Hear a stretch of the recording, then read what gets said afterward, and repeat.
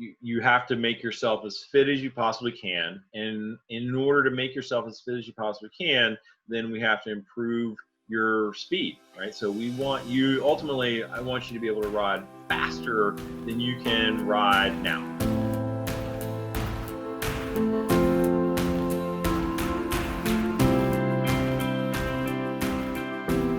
Thank you so much, Hunter, for joining me today on the Strong Summit. It's an absolute honor for you to be here and a real privilege to speak with you face to face. Well, thank you. I'm glad to be here, and it's exciting. Your journey is amazing, and really, really fun to be a part of it, and a little tiny little bit. So this is cool. Great. So for the very few people who may not know who you are, can you share a little bit about your story? Sure, absolutely. So I am one of the founders of TrainingPeaks software, and we started that back in 2000. A client of mine and I started building a piece of software called Cycling Peaks, and then that was to basically just analyze power files, because there was no other software out there analyzing power files, and we started working on that. And then from there, it became the gold standard in power analysis, and we merged it with a company that Dirk Friel and Joe Friel started, called TrainingBible.com, after Joe's book, The Cyclist and Triathlete's Training Bible. So Training Bible, Cycling Peaks became TrainingPeaks together, and that's how that software company started. And I was in charge of the desktop software for, I don't know, a long time, until 2014 or so. At the same time, I had my own coaching business, Peaks Coaching Group. So I know it's kind of confusing. There's TrainingPeaks, there's Peaks Coaching Group. Like, who is this? What's going on? And have been coaching athletes all that time too. So I started my coaching business in '97 as a cycling coach and triathlon coach and endurance coach.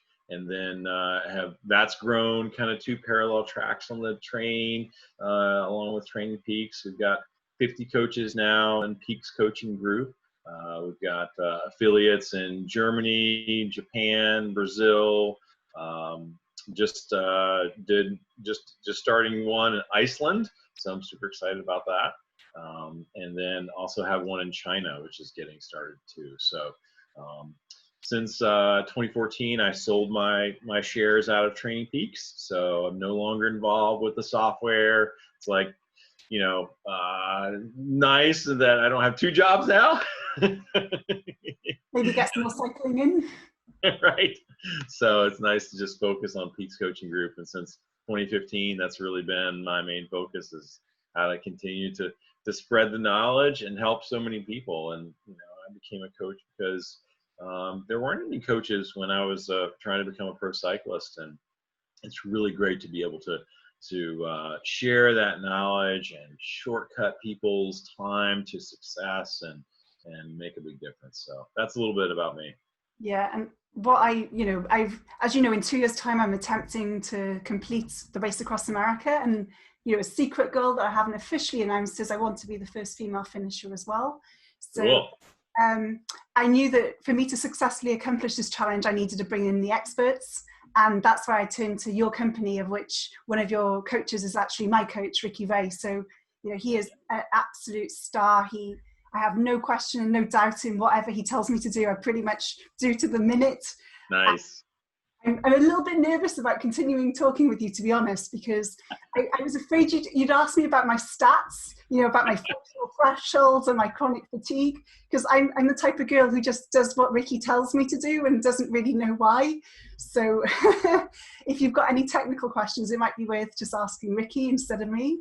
But it's all right. No worries. I'm looking at your data behind the scenes anyway, so no worries. Yeah.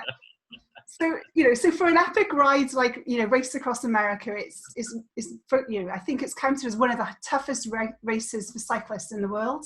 Yeah. How important is it to have a good coach to accomplish these goals and finish strong? Excuse the pun. Yeah, it's super important. I was very fortunate. I coached the women's solo winner of RAM back in 2017. Judith Schufelt and Janice Schufelt. And we started working together probably 4 or 5 years before that, like making that journey possible, like little steps every year, a little bit more until she was ready for that. And it's a huge deal because one, it is this process of how do you get to this big goal. Once you set these big goals, like how do we get there, and how do we break it down into these smaller steps? And certainly that's one thing that a coach can do is to help you along that path. And then also to be objective, to say like, okay, look, here's what your data is telling us. Here's how you're responding to this kind of training. Here's how you're recovering to this kind of training. And then listening as well. Coaching is always going to be this part of science on one side and art on the other. And then I think that kind of experience is in the middle, and that experience is really divided into two parts: the experience of the athlete, what they bring to the table, and the experience of the coach, of all the clients that they've worked together. So when you bring those things together, that's really what a coach his role is to play, is to make those things happen. So it's pretty important. Yeah, it's interesting because it's uncanny that Rickey can look at the data that I'm producing. So after a training session, I upload it. He reads the numbers pretty much because he can't watch me. He can tell me when I stopped for a drink. He can tell me when I got a little cocky and thought I could push harder and realized actually I was in a world of pain and needed to pull back. Like he can tell me exactly how I was feeling. So it is a fine balance between the intuition of knowing our body, but also the stats of knowing our limits and where to push and not. Right. It's interesting, Kate, over the years, I came from coaching before we had all this data. I mean, we just had downloadable heart rate monitors. And so it was a challenge to coach athletes because we didn't, I would write a training plan and I would give it to the athlete. And then I would just, fingers crossed, I hope they do it the way that I want them to do it. Right. And then you would just talk to them on the phone and ask them about it, and like, did they do the intervals? Did they do them correctly? Did they do the long rides? Because we had no real way of learning what happened, what actually happened. And so then we all of a sudden now we have power meters in early 2000s and stuff, and we started downloading all this information, and it was just so incredible to see what actually was happening with the athlete, because really a well-known exercise physiologist, Dr. Inigo Mehuka, I remember sitting down and eating lunch with him at a conference one time, and he said, there are 3 training loads, and you have to understand all 3 of those things. One, you have the training load that you plan overall, like, okay, here's what we're going to do in the next 2 years. Here's all the training you're going to do. Here's this main training load.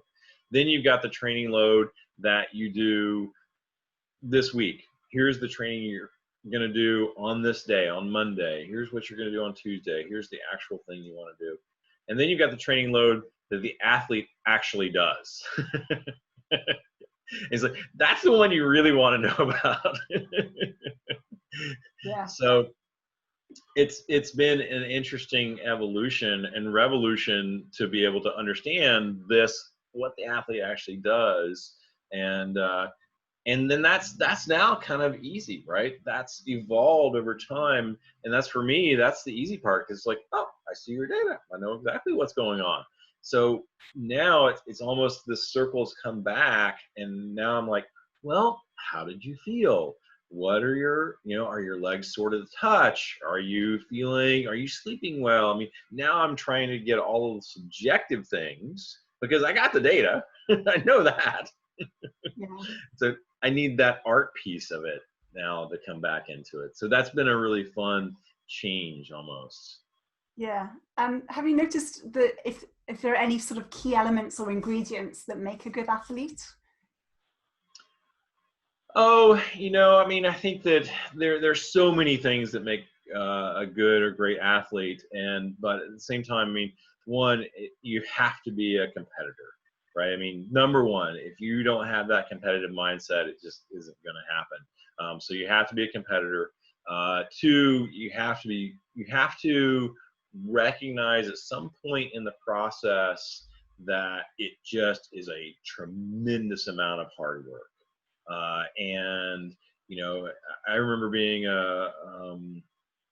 trying to become a professional cyclist, and also being a little kid looking up to these amazing pro athletes and just think, wow, that's so cool, right? They're just these incredible pro athletes, and not really understanding, you just think that they were just gifted, and certainly they are, to be that well, they are gifted, no doubt, but there's so much work that goes behind the scenes that those athletes do every single day. And that, I think that a lot of people miss, is just the amount of hard work that has to be done.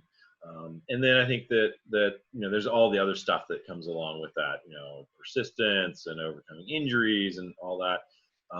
But I think in terms of the third thing, really, so competitive, you got to be a competitor, you got to be willing to do hard work. But I think the third piece of that is visualization. Just really being able to visualize that end result. And then for me, what happens after the end result, right? So it's like, okay, want to climb Mount Everest? Well, obviously you're going to visualize yourself being at the South Col, right? You're going to visualize yourself standing, at the Hillary Step. You're going to visualize yourself going up the Hillary Step. You're going to visualize yourself standing on top of the summit. But the most powerful piece of the visualizations, I think, are after your accomplishment of the goal. Like, what happens afterwards? Like, what are the things afterwards? Like, what is who do you call first, right? Who's the first person you tell, I'm on top of Everest, right? Just summited Everest, right? And their reaction, right? What do you feel like when you come back down to base camp and you summited, right? And you're hugging everybody and you're high-fiving people and that success is there. What does it feel like when you go back to Kathmandu and you get on the plane to fly home and you're talking to all of your friends on social media or whatever about that accomplishment? So same thing with anything that you do. One, you have to visualize that ultimate goal, but it's the things afterwards that I think are even more powerful to send to the universe to help everything in the universe to come together to you achieve that goal. Yeah, and that I learned that lesson, unfortunately, the hard way, because I was age group world champion in long distance triathlon a few years ago, and I visualized the goals, but I didn't visualize the next day, and I did spiral quite badly afterwards, not because I'd lost my purpose. I didn't know who I was or what I was supposed to be doing. So yeah, I definitely hear what you're saying. It's about an ongoing journey, of which the summit is part of that process, not the finish line. Right. Exactly. So important. So if I had to define it into three things, those are the three things that make great competitors, make great athletes. Yeah, really wise. Thank you. And, thinking about Race Across America in particular, because that's the cycle component and that's the first part of my trilogy. Right. To train for 3,000 miles, I don't jump on a bike and do 3,000 miles. It's the cliche of running a marathon to run a marathon. How can we train, knowing also I have a full-time job, I have a life and a relationship and all the other parts of life? How do I train to make sure that I finish in a accomplished state to be able to then swim 2 months later that 21 miles as well? Right. So this is a great thing where you think about one, you have to make yourself as fit as you possibly can, and in order to make yourself as fit as you possibly can, then we have to improve your speed, right? So I want you to be able to ride faster than you can ride now, right? Whatever that speed is, and we define that back in terms of functional threshold power. What's your functional threshold power? How many watts can you produce for an hour? Your best average watts for an hour, essentially around an hour. And if that's 180 watts now, and we move it to 200 watts, well, 180 watts might give you an average speed of, let's say, 23 miles an hour, or let's say 40 kilometers an hour. And then if we move your FTP to 200 watts, now all of a sudden your speed goes from, 23 to 25, 26 miles an hour, 42, 43, 44 kilometers an hour, something like that. And so you're faster, right? So we need you to first to be faster, because the faster we can make you, the faster you are, period. Whether it's an hour, whether it's a day, whether it's a week, whether it's whatever you're doing. So improving that speed is something that I think a lot of people doing ultra endurance sometimes forget. Like, wow, the endurance part, I don't want to say that's easy, because it's not easy.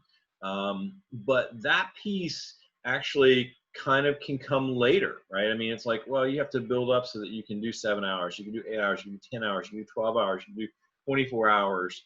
All those things are there, but if it's the speed that we can get, if we can get your average pace higher, then that's what really gives you the ability to win overall, because riding at an average speed of 14 miles an hour is going to be better than riding an average speed of 11 miles an hour over the entire Ram. So that's a big piece of the puzzle. The rest of the endurance piece is such a huge part of it as well, but ultimately it's like just conditioning your body to being in the saddle for 24 hours plus. Is my neck going to be able to handle it, right? Is my back going to be able to handle it? What kind of seat works, now for 2 hours? Is that going to work at 72 hours, that same seat?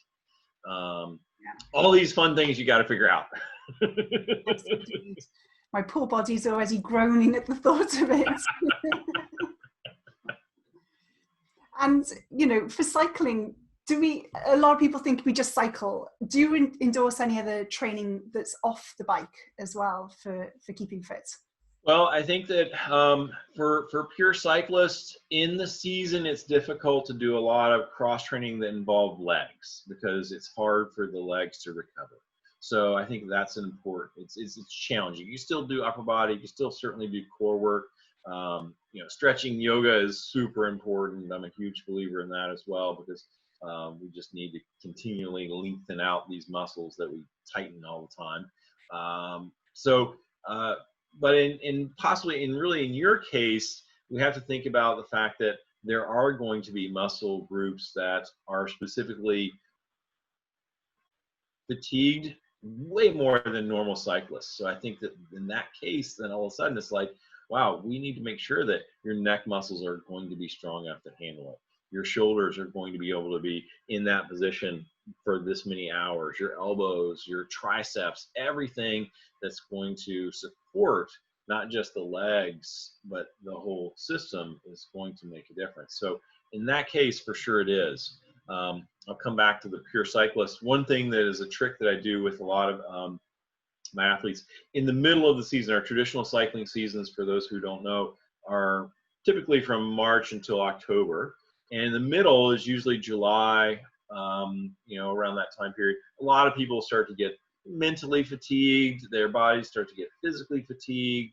They're not recovering. It's a great time when you have that big season in July to just like, okay, I'm going to take 2 weeks off and just not ride my bike and lift weights and go into the weight room and do something totally different. And your body's reacting crazily and saying, what are you doing? You're confusing me. And I thought you wanted to be a cyclist, an endurance athlete.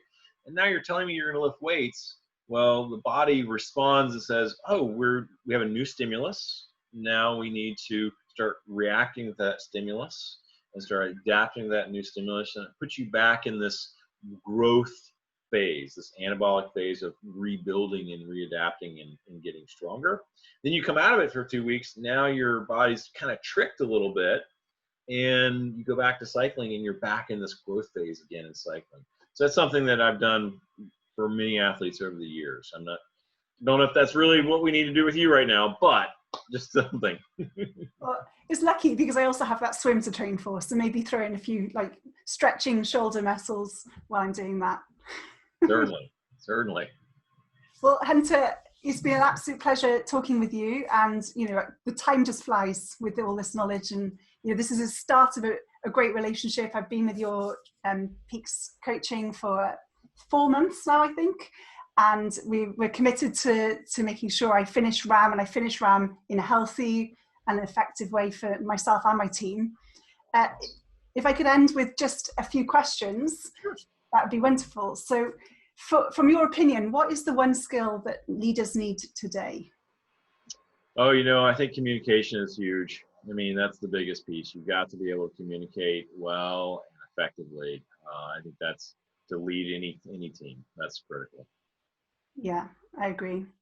And from yourself, what do you follow more, logic or intuition? Oh, you know, I think I probably 60-40 logic and 40% intuition, maybe 70-30. I think that's probably the case. One, because I'm such a data geek. I love looking at all this data, but at the same time, you can't ignore how you feel about things either. That's your awareness of those things are really critical. You have to listen to that too. Yeah, what I'm finding with my training is most of the time I don't feel like cycling for 3 hours. I don't feel like pushing harder when in the program it tells me to go a little bit harder than I want to. So that's my intuition, if you want.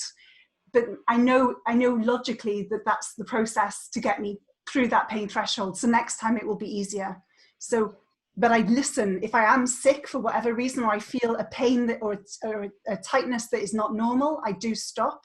But it's knowing that I don't want to is just keeping me playing small and in my comfort zone. Right, and Kate, that's another key ingredient in being a great athlete is understanding the difference between just basic fatigue or the desire to stop because you're tired or you don't want to do this anymore, versus like, okay, something's wrong, right? I'm now feeling pain that could become a possible pain of injury. It's not just a pain of change, because there's pain of change and there's pain of injury. And so pain of change can become pain of injury if you're not careful. But a lot of times it's just some pain of change. But that's another key ingredient, back to the original question of kind of what makes great athletes, is really understanding those differences. So great intuition. Well, thank you. And how do you deal with perceived failure or not achieving goals? That's always a challenge. I think that I'm probably not great at that, because I'm the typical overachiever type A athlete as well. And I think most of us all beat ourselves up way too much when we don't achieve our goals. And I hate losing. I mean, I really hate losing. I love winning, and I hate getting second place. I'm challenged with that. That's a hard thing for me, I must admit. And I think that the only way that I get through those things is to realize that, what's my next goal? How can I achieve the next goal? What's the next thing? And that's what gets me over this, is pushing to the next one. Yeah, it's interesting, because 4 years ago I failed at a world record attempt of cycling for 24 hours on a static bicycle, and it's taken me this long to actually mentally prepare myself to try again. And as you know, we're in the process of creating that training plan to reattempt it later this year. So yeah, for me it's never a failure. It's just how can I do it next time, but do it better. Right. And what keeps you motivated every single day? Oh, I tell you, life is really fun. Life is really great. I really enjoy life. I love, being alive and having all these great experiences. I love the excitement of things that are happening in life. And I am very goal oriented. So for sure, my goals are really key. And that's one of the things that get me up in the morning, get me excited. I love my to-do list, and I love checking things off my to-do lists. So anyhow. Yeah, I've literally got mine here with my little boxes that I tick on the side. So there you go. And finally, to everyone listening, what one message would you like to leave us with? Oh, I think that I come back to the visualization piece, and thinking about the things that you want to create in your life. You know, thoughts become things. And so it's just super important that anytime you have a negative thought, to just immediately crowd it out with 10 positive thoughts, and just, you know, just immediately recognize this is a negative thought. How can I completely just smash that thing with 10 positive thoughts, and make those visualizations, make those powerful visualizations of the things that you want to bring into your life. And I think those are really, really important, and can be used for anything that you're trying to do in life. Yeah, really wise words. Well, again, thank you so much for your time, Hunter. It's been an absolute pleasure and a delight. For everyone listening and would like to get in touch with you, either to hear a bit more about your own journey or get the tips for training and potentially coaching as well, how can we find you? peakscoachinggroup.com, peakscoachinggroup.com. And we're on Facebook and all those other places, and that's probably the easiest way. Wonderful. Well, thank you again, Hunter, and I know we'll be in touch, no doubt, either directly or through Rickey Wray, my coach, as well, through your company. I'm very confident. So. Thank you again. All right. See ya. Bye.